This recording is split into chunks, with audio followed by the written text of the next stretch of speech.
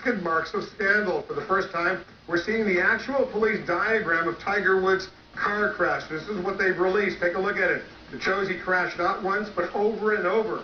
Police say Woods drove from his driveway into bushes, then hit a grassy wall, kept on going, crashed into that fire hydrant that we heard about.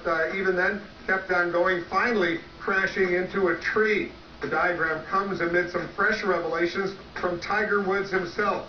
Our national correspondent Susan Candiotti has been covering the story in Orlando. She's joining us now with the latest. A dramatic day today, Susan. It sure has been, Wolf. Safe to say Tiger Woods is in the throes of a PR nightmare that students of the craft will probably be studying for years. And today he faced allegations of an affair. Tiger's tangle with a fire hydrant may be over. The Florida Highway Patrol has completed its investigation into this matter. But no sooner did Woods pay his $164 fine that the PR fiasco blasted into the stratosphere with new allegations of an affair. Cocktail waitress Jamie Grubbs, seen in this TV reality show, tells Us Weekly she and Tiger were an item starting in 2007. Hey, it's Tiger. I need you to do me a huge favor. Can you please take your name off your phone? My wife went through my phone and maybe calling you. So if you can, please take your name off that and just have it as a number on the voicemail. Just have it as either a telephone number. Okay, you gotta do this for me. Huge, quickly. All right, bye. CNN could not independently authenticate the voicemail. Within hours, Woods responded, but only on his website where no one could ask questions, and he never directly admitted to an affair. I have let my family down, and I regret those transgressions with all of my heart. I have not been true to my values and the behavior my family deserves. I am not without faults, and I am far short of perfect. I am dealing with my behavior and personal failings behind closed doors with my family. Woods said he's a private man.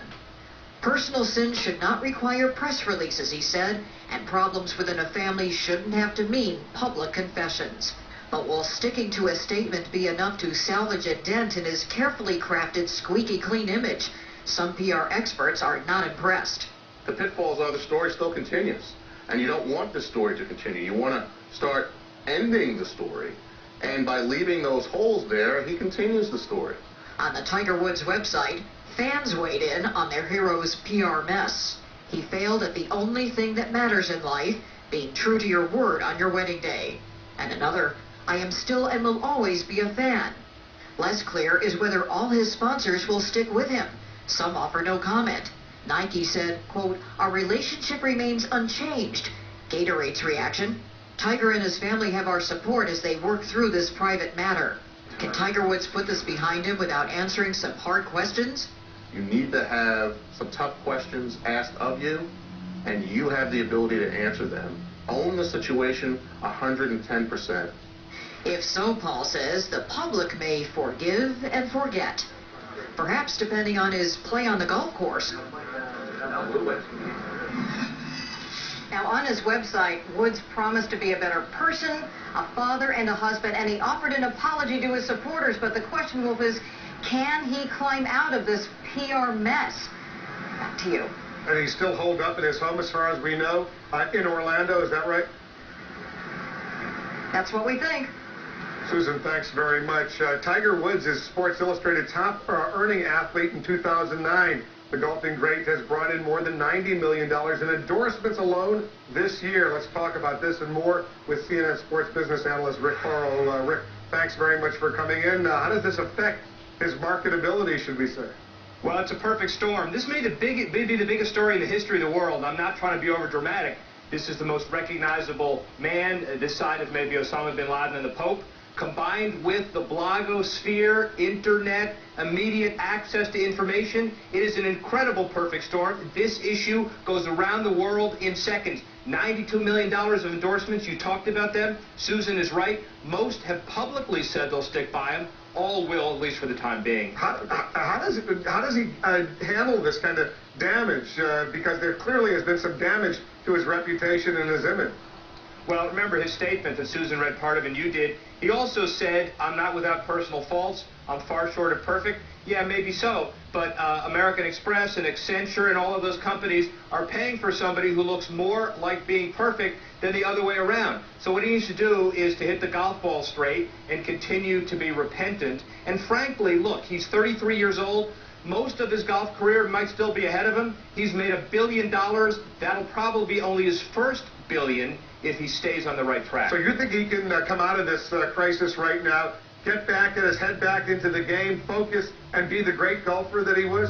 Wow, that's a pretty tall order, Wolf, but I do think that there is a prescription for success on this. And the corporate sponsors, by the way, will stand behind him. Nike has 800 million reasons annually to stand behind him. When they started the golf division, there was nothing. Tiger brought that money in, so there is incentive. The only problem, by the way, is his foundation right now. There are 100 charities. It served 10 million kids. That may take a short-term hit.